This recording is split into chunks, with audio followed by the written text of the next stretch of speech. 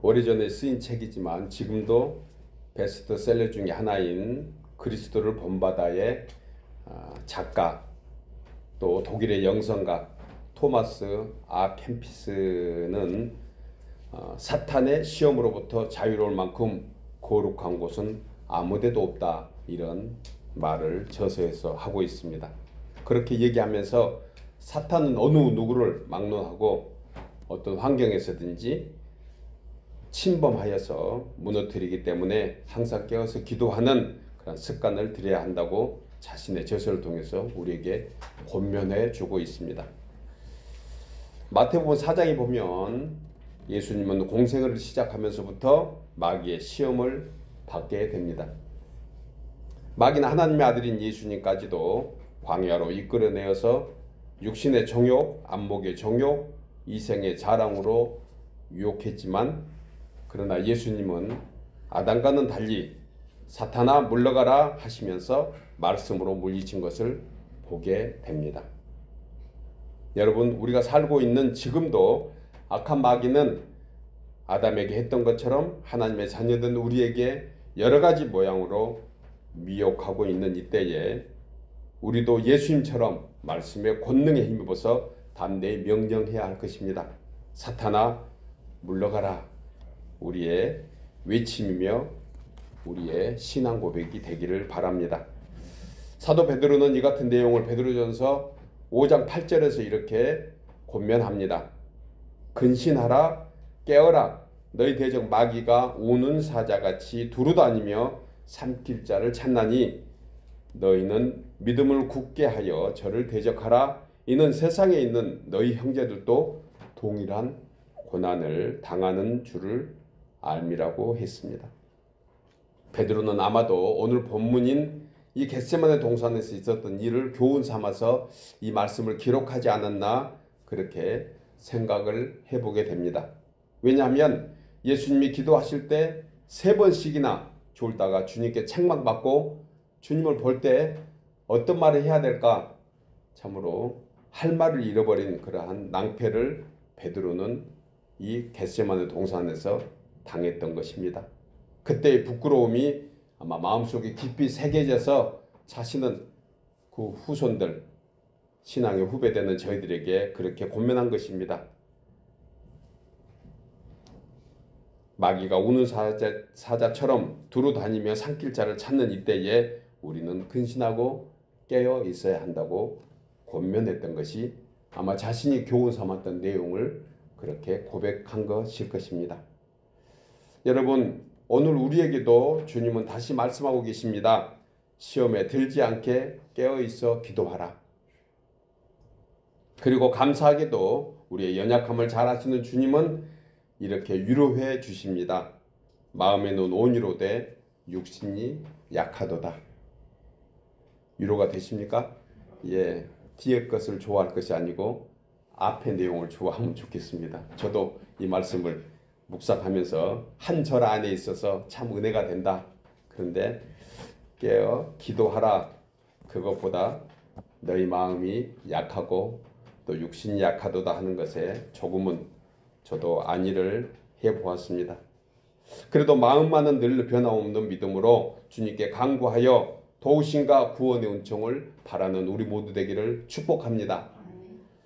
오늘 읽은 본문은 인류의 죄를 대속하기 위한 십자가의 죽으심을 앞두고 이 사명을 이루기 위한 예수님의 기도 내용입니다.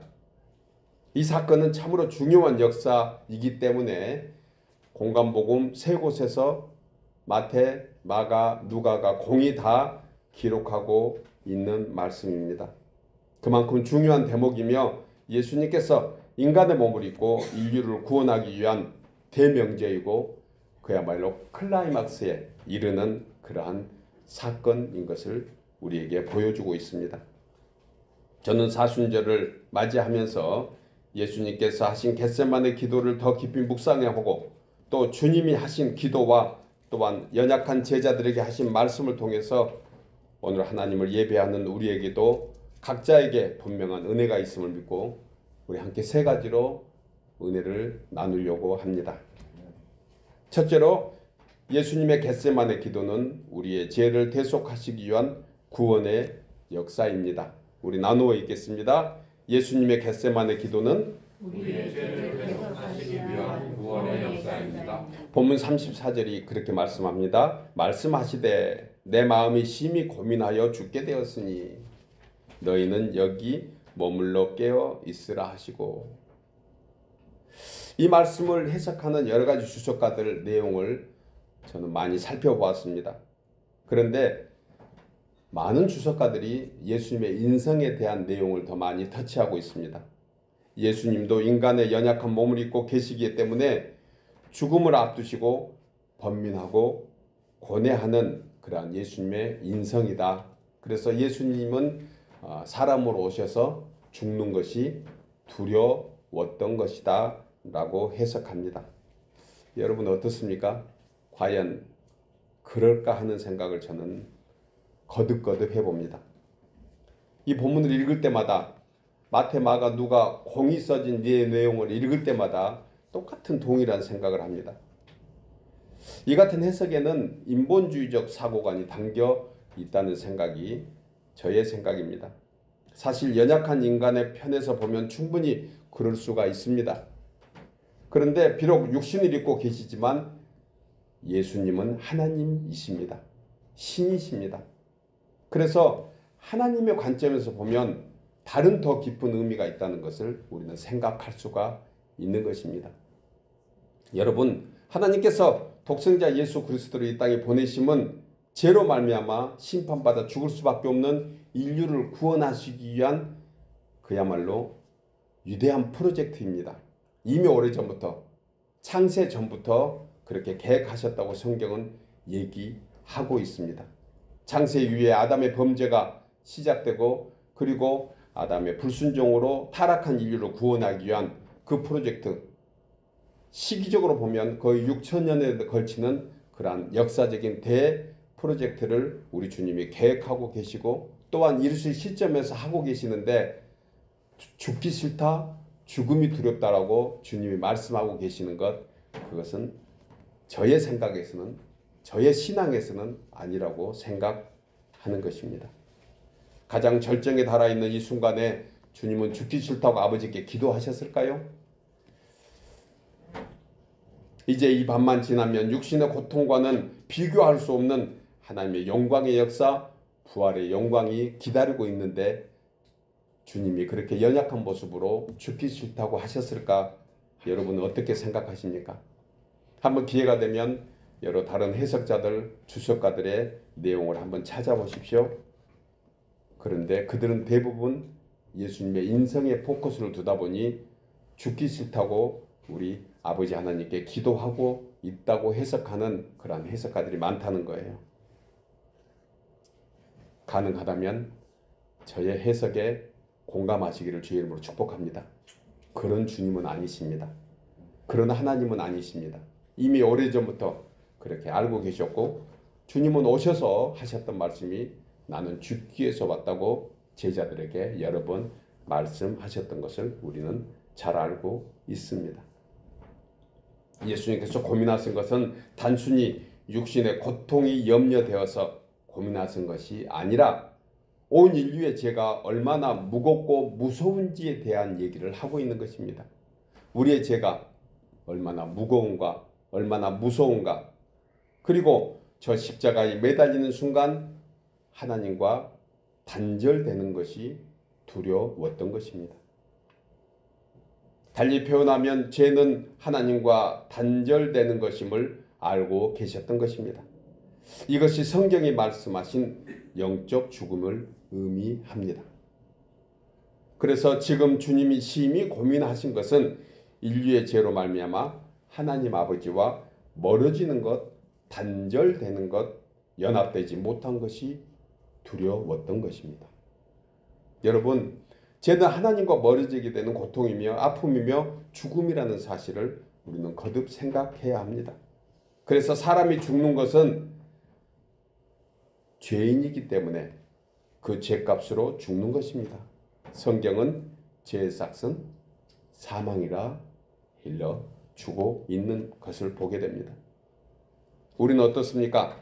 하나님 아버지와 멀어지게 하는 정말 작은 죄까지도 두려워하고 그것에서 빠져나오려고 몸부림치고 있는가 하는 것입니다. 죄인의 속성을 핏속까지 담고 있는 인간은 가만히 있으면 죄인으로 누구나 살아갈 수밖에 없는 연약한 존재라는 사실입니다. 지나친 표현일 수 있지만 어느 설교자는 이런 표현을 합니다. 인간이 숨 쉬는 것조차 죄다. 좀 지나친 표현 같지만 사실 그렇습니다.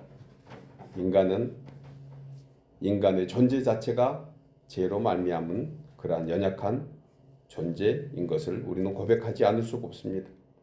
그래서 구주가 필요하십니다. 주님이 필요하십니다.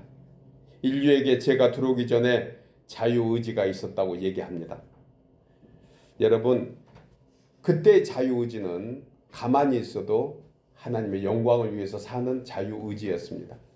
그런데 불순종으로 말미암아 죄가 들어온 후의 자유의지는 가만히 있으면 제대로 살 수밖에 없는 자유의지라는 사실입니다.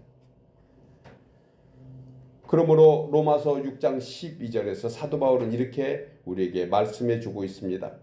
죄가 너희 죽을 몸을 지배하지 못하게 하고 주장하지 못하게 하라. 이렇게 말씀하면서 히브리서 12장 4절에서는 너희가 죄와 싸우되 아직 피 흘리기까지는 대항하지 아니하고 잊었다고 그렇게 히브리 기자는 우리에게 대신 말해주고 있습니다. 여러분, 인정하든 안 하든 강조한 사탄 마귀의 유혹에 넘어가 아담의 불순종의 죄는 오늘날 인류의 혈통을 통해서 우리 핏속까지 유전되고 있다는 사실을 다시 한번 우리는 고백해야 합니다. 죄인에게 은혜가 있다는 사실입니다. 그래서 주님은 의인을 부르러 오신 것이 아니고 죄인을 찾아왔다고 말씀하신 것입니다. 여러분, 스스로 죄인이 아니다, 진실로 그렇게 고백하는 사람을 성경은 교만하다 이렇게 얘기합니다. 그러나 우리 스스로 우리는 하나님의 은혜가 필요한 죄인들입니다. 그렇게 고백하는 사람을 주님은 겸손하다고 말씀해 주고 있습니다. 자기의 고집과 아집과 교만과 욕심과 거짓과 불의와 갈등과 이 모든 것이 하나님과 단절되는 죽음의 길이라는 것을 예수님은 그 기도 가운데 우리에게 말씀해 주고 있는 것입니다. 기독교 심리학자에 따르면요, 사람의 인격 형성을 세 요소로 태어날 때 유전적으로 가진 기질과 자라면서 환경에 의한 개성과 그리고 또 어른으로 성장해 가면서 가진 습성, 즉 습관에 따라서 좌우한다. 그러니까 사람은 태어날 때 기질이 있고요, 또 환경에 따라서 개성이 생기고 또 자라면서 어떤 습관과 습성에 따라서 살게 된다는 것입니다. 그래서 예수님은 제자들에게 이렇게 말씀하십니다. 여기 머물러 나와 함께 깨어 있으라. 이 말씀이 무슨 말씀입니까? 그것은 태어날 때 기질과 개성과 습성으로 있지 말고 깨어서 하나님의 은혜로 이 모든 죄를 다 씻기를 간구하라, 이렇게 말씀하신 것입니다. 사랑하는 여러분, 사람은 스스로 구원하지 못합니다. 우리를 구원하실 분은 모든 죄를 다 씻으고 모든 죄를 대속하신 예수 그리스도 안에 있을 때 그 모든 죄가 정결함을 잊게 되는 줄 믿으시기 바랍니다. 사람이 죄 가운데 있을 때 하나님은 결코 우리와 함께 할 수 없습니다. 주님이 고통 가운데 두려워하신 것, 그것은 죽으심이 두려운 것이 아니고 죄로 말미암아 하나님과 단절되는 것을 두려워했던 것을 우리는 본절을 통해서 깊이 묵상해야 합니다. 이번 사순절을 통해서 깊이 묵상해 볼 내용은 내가 왜 공고한가? 나에게 왜 감사와 즐거움이 없는가? 늘 마음 한 곳에 왜 텅 비고 있는가? 이것은 바로 하나님의 구원의 은혜를 깊이 알지 못하기 때문에 그렇다는 것이에요. 우리는 다시 한번 이 사순절 기간 주님의 구원에 감사하면서 나의 모든 죄는 십자가에서 다 해결됐다는 이 진리 앞에 우리 모두가 감사하는 우리 모두 되기를 주의 이름으로 축복합니다. 두 번째로 예수님의 겟세마네 기도는 하나님의 뜻을 이루시기 위한 순종의 역사입니다. 우리 나누어 읽겠습니다.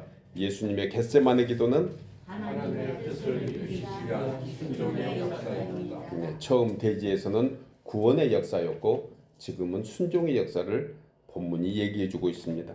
36절에 이르시되 아빠 아버지여 아버지께서 모든 것이 가능하오니 이 잔을 내게서 옮기시옵소서.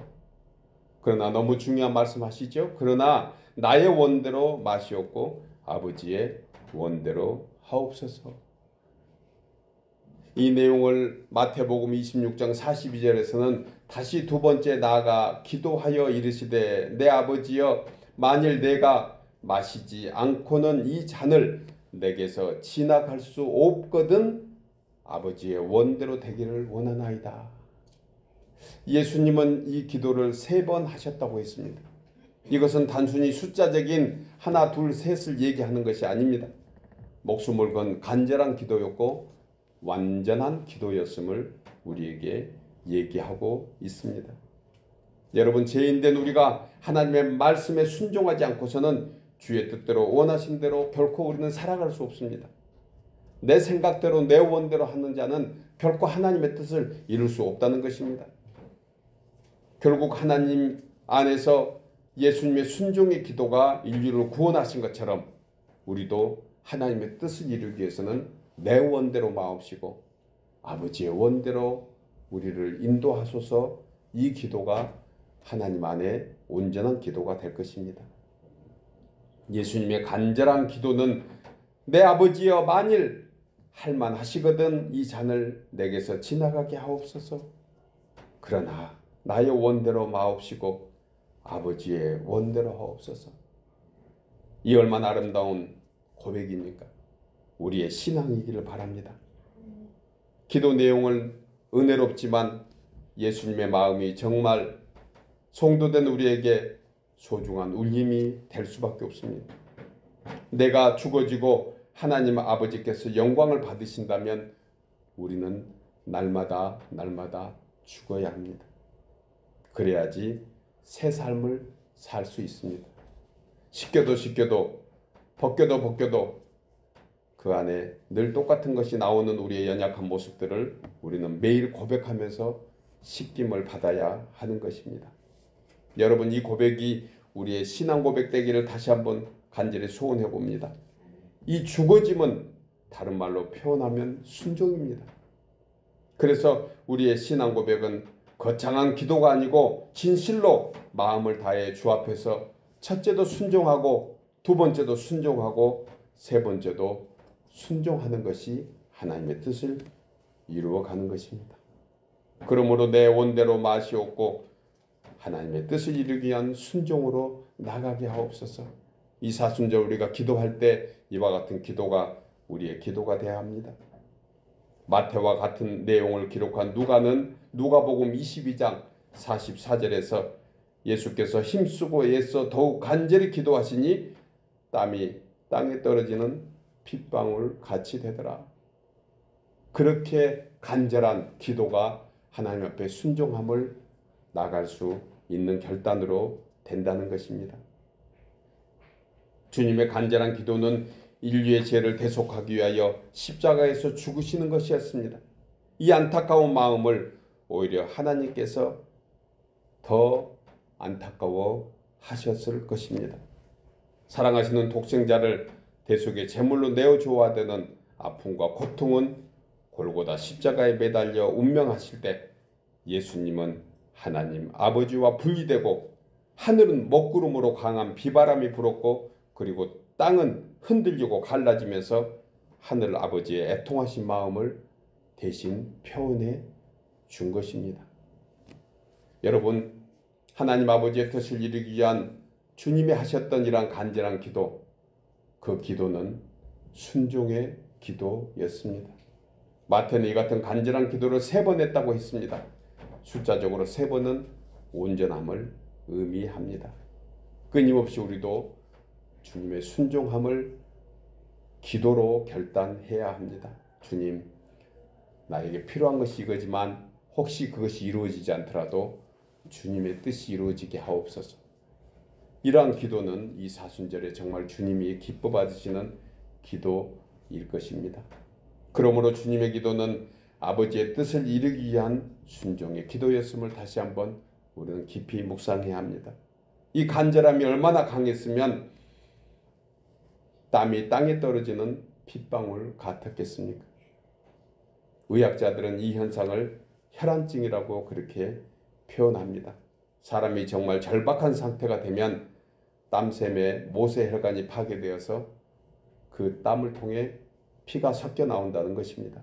여러분, 피가 섞여 나오지는 못할 망정 정말 눈물을 흘리며 하나님의 뜻을 이루기 위한 그러한 순종의 기도를 해보신 적이 언제입니까?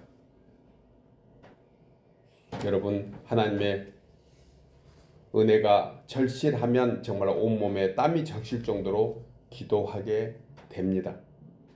제가 오래전 멕시코의 부흥회를 인도하러 갔을 때 그때 모인 성도들과 함께 찬양하면서 기도할 때 그야말로 속옷까지 땀으로 젖었던 그러한 기도의 시간이 기억납니다. 가히 예수님과 비교할 수는 없지만 아주 조금은 경험했던 그런 기도의 기억이 납니다. 여러분, 순종은 말로 하는 것이 아닙니다. 말씀에 의지하여 간절한 기도가 밑거름이 될 때 비로소 순종의 결실을 맺게 될 것입니다. 여러분, 내가 죽지 않고 하나님의 뜻에 순종하려고 하지 않고 또 하나님의 뜻 안에서 하나님의 뜻이 분명함에도 불구하고 내가 거기에 굴복하지 않으면 결코 우리는 순종할 수 없습니다. 하나님의 백성이 될 수 없습니다. 하나님의 은혜를 받을 수가 없습니다. 그래서 진실로 믿음의 사람들은 나는 없고 주님만 있다고 고백하게 되는 것입니다. 내 자신은 없어져야 합니다. 주님이 내 안에 가득해야 합니다. 이것을 우리는 성령 충만하다고 얘기합니다. 사랑하는 여러분, 오늘 예수님께서 하신 겟세마네 기도를 본받아 내 원대로 마옵시고 주님의 뜻이 내 안에 우리 가정에 우리 교회에 이루어지게 하옵소서 간구하며 순종함으로 주의 뜻이 우리의 삶의 영역에서 이루어지기를 함께 소원하며 축복합니다. 마지막 세 번째로 예수님의 겟세마네 기도는 우리에게 베푸신 사랑과 사명의 역사입니다. 우리 나누어 읽겠습니다. 예수님의 겟세마네 기도는 우리에게 베푸신 사랑과 사명의 역사입니다. 본문 41절 이하에서 그렇게 말씀합니다. 세 번째 오사 그들에게 이르시되 이제는 자고 쉬라. 그만 되었다. 때가 왔도다. 보라. 인자가 죄인의 손에 팔리느니라. 일어나라. 함께 가자. 보라. 나를 파는 자가 가까이 왔느니라. 여러분, 이 두 절의 말씀을 보면 단락단락 한 문장 한 문장이 나누어져 있는 것을 우리는 생각해야 합니다. 한 절 안에 있지만 사실은 각각의 단어로 표현되고 있는 것입니다. 무슨 말입니까? 본문 41절에서도 한 절로 되어 있지만 나눠보면 다소 시차가 있다는 얘기입니다. 주님이 세 번의 기도를 마친 후에 다시 오셨을 때 제자들은 여전히 뭐하고 있었죠? 졸고 있었습니다. 그래서 상반절에 이제는 자고 쉬라라고 얘기합니다. 그러니까 이제는 세 번의 기도를 마쳤고 하나님이 그 기도를 받으셨으니 이제는 너희들 조금 더 너희 원대로 좀 쉬라 이런 얘기를 하신 거예요. 그리고 막 잠들려고 하는데 좀 쉬려고 하는데 야 일어나 가야 돼 이러셨을까? 아니라는 거예요. 저도 이 말씀을 묵상하면서 또한 필요한 자료들을 함께 찾아봤는데 대부분의 모든 신학자들이 주석가들이 저와 똑같은 생각을 하고 있었습니다. 이것은 같은 문장 같은 절 안에 있지만 시간의 차이가 있다는 것입니다. 그렇게 되면 이해가 됩니다. 이제 주님이 찾아오셔서 세 번이나 졸고 있는 그들에게 마음은 온이로되 너희 육신이 약하구나. 피곤함을 내가 다 안다. 이것을 히브리 기자는 히브리서 4장 15절에서 우리의 대제사장이신 예수님은 우리의 모든 연약함을 친히 체휼하셨다고 했습니다. 친히 감당하신 것입니다. 주님도 그와 같이 연약함을 알고 계신다는 것이에요. 이것이 저는 우리에게 향하신 주님의 사랑이라고 그렇게 표현하고 싶습니다.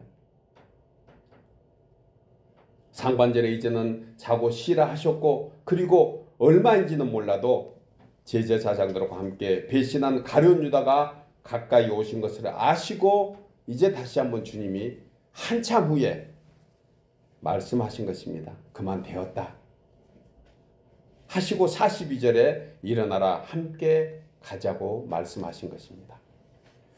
여러분, 일어나 함께 가자, 이거 얼마나 우리에게 귀중한 말씀입니까? 얼마나 은혜로운 말씀입니까? 여러분들은 일어나 함께 가자고 할 때 여러분들은 어떤 생각이 드십니까?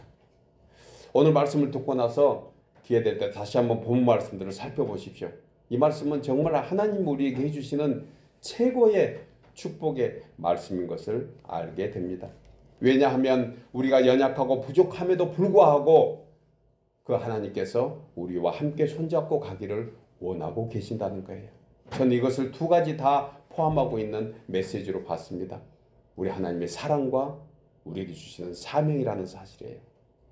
오늘 우리 장로님 기도하실 때 우리 각자에게 주신 사명이 있다고 기도하셨습니다. 저는 하나님께서 왜 우리와 함께 가자고 하셨을까? 그것은 단순히 놀이동산 가자는 뜻이 아닙니다. 뭔가 하실 일이 있다는 것이에요. 여기에는 아주 중요한 메시지가 있습니다. 여기서 저는 예수님께서 제자들을 얼마나 아끼시고 사랑하셨는지 생각할 수 있는 거예요. 이 사랑은 영적인 것과 인간적인 것이 내포되어 있습니다. 주님을 따라서 이곳저곳 함께 다니며 수종들었던 제자들을 결코 잊지 않으셨던 것입니다. 그들의 모습을 다 알고 계십니다. 저도 목회자로서 여러분들의 모습을 생각해 봅니다. 사실 일주일 내내 각자 일터에서 그야말로 죽어라 일하시고, 때로는 일이 안 돼서 실망하고, 때로는 여러 가지 일이 꼬여서 낙심하고 좌절하고, 그리고 육신적으로 피곤함에도 불구하고 그 먼 거리 마다하지 않고 이렇게 죽게 나오는 것, 이거 생각하면 정말 여러분들은 대단히 훌륭한 사람들입니다. 주님이 그 마음을 가장 잘 알고 계십니다. 이곳저곳 다니면서 수종들었던 제자들의 그 모습을 주님이 기억하고 계셨던 것입니다. 그리고 인간적으로 육신의 연약함과 믿음의 부족함을 우리 주님은 충분히 이해하시고 오히려 긍휼과 자비의 사랑으로 오늘 살펴주고 계십니다. 감사하시기 바랍니다. 여러분, 오늘날 성도들 우리에게도 주님은 성령을 통해서 이와 같이 사랑과 위로의 은혜를 베풀고 계십니다. 그 소리에 귀기울여 보십시오. 그 느낌에, 그 주님이 내민 손에 여러분들의 손을 내밀어 보십시오. 그 주님의 따뜻함을 체험할 것입니다. 여러분, 예배가 바로 이것이 아니겠습니까? 예배가 무엇입니까? 일주일 내내 6일 동안 일하고 이 주일이 주일날 되면 되겠습니까? 어떤 사람은 죽자사자 나와서 그냥 힘든데 주일날 쉬지도 못하고 또 예배하고 한 주간 또 시작한다고 주일을 주일날이라고 그렇게 얘기하는 어떤 사람의 소리를, 웃음의 소리를 들은 적이 있습니다. 여러분, 하나님은 그렇게 우리를 고생시키려고 예배 자리로 인도하실 분이 아닙니다. 믿으시기 바랍니다. 주님의 내민 손을 만져보십시오. 주님의 그 사랑스러운 음성에 귀를 기울여 보십시오. 큰 위로가 되겠습니다. 성령의 말씀에 의지해 보십시오. 성령은 우리를 돕는 분으로 이 자리에 함께하고 계십니다. 충분히 주님은 우리를 긍휼과 자비의 사랑으로 보살펴 주시는 증거가 우리에게 충분히 넘칠 것입니다. 사도 바울은 이 내용을 로마서 8장 26절을 통해서 이렇게 말씀합니다. 이와 같이 성령도 우리의 연약함을 도우시나니 우리는 마땅히 기도할 바를 알지 못하나 오직 성령이 말할 수 없는 탄식으로 우리를 위하여 친히 간구하시느니라. 이렇게 말씀하시면서 27절에서 마음을 살피시는 이가 성령의 생각을 아시나니 이는 성령이 하나님의 뜻대로 성도를 위하여 간구하심이라. 아멘입니까? 여러분, 그래서 제가 기도할 때마다 우리의 뜻대로 안 된 것은 하나님의 뜻대로 된다고 얘기하는 것이에요. 우리는 우리의 원대로 되기를 원하고 우리의 필요를 찾아 구하고 우리의 뜻대로 되기를 원하지만 성령 하나님께서는 우리의 뜻대로 됐을 때 우리가 망할 줄 알고 하나님은 그 궤도를 바꾸셔서 하나님의 뜻대로 우리를 인도해 주고 계신다는 사실을 우리 믿음으로 고백하시기를 바랍니다. 여러분, 참으로 주님의 한량 없으신 사랑의 마음을 전해주고 있습니다. 이 본문 말씀이 그렇습니다. 그 당시 사도 바울은 겟세마네 동산에 베드로와 야고보와 요한 세 제자가 있었던 곳에 함께 있지도 않았는데 그때 심령과 상황을 정확하게 전해줍니다. 성령의 능력과 그 깊이와 지혜는 사람으로 측량할 수 없다는 것이에요.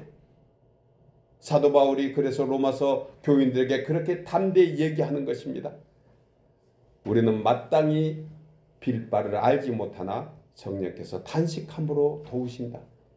오늘 세 제자의 모습이 그와 같습니다. 졸고 있음에도 불구하고 주님은 그 기도를 다 마치시고 다시 한번 우리를 초청하십니다. 얘들아, 일어나 함께 가자. 내가 너희를 데리고 3년 동안 그 고생했는데 너희는 참 정신 못 차리구나. 이렇게 책망하신 말씀이 한 줄도 없다는 거예요. 이게 얼마나 감사합니까? 우리는 마땅히 기도할 바를 알지 못하나 우리 주님이 우리를 긍휼히 여기시고 성령으로 강구해 주시고 우리를 향하여 다시 한번 초청하십니다. 일어나 함께 가자. 여러분, 이 말씀 속에 우리는 그 다음 하나님의 메시지가 있습니다. 왜 일어나 가자고 했을까요? 주님은 우리를 부르시고 의롭게 하시고 영화롭게 하신다고 했습니다. 이것이 바로 사명으로 점진해 나가는 신앙의 모습인 것입니다. 본문 42절에서 그 부르심에 대하여 이렇게 말씀하잖아요. 일어나라 함께 가자. 일어나라 함께 가자. 저의 목소리로 듣지 마시고 성령의 음성으로 들리시기를 주의 이름으로 축복합니다. 일어나 함께 가자는 거예요. 여기에는 아주 중요한 두 가지 영적 계시가 있습니다. 하나는 부활하실 것을 거듭 알려주신 거예요. 만약에 주님이 죽으실 걸로 끝났다고 쳐봐요. 주님의 죽으심이 끝이라고 생각하셨으면 제자들도 같이 데려가서 죽자고 하셨을까요? 결코 그런 하나님은 아니십니다. 그런 예수님은 아니시라는 사실이에요.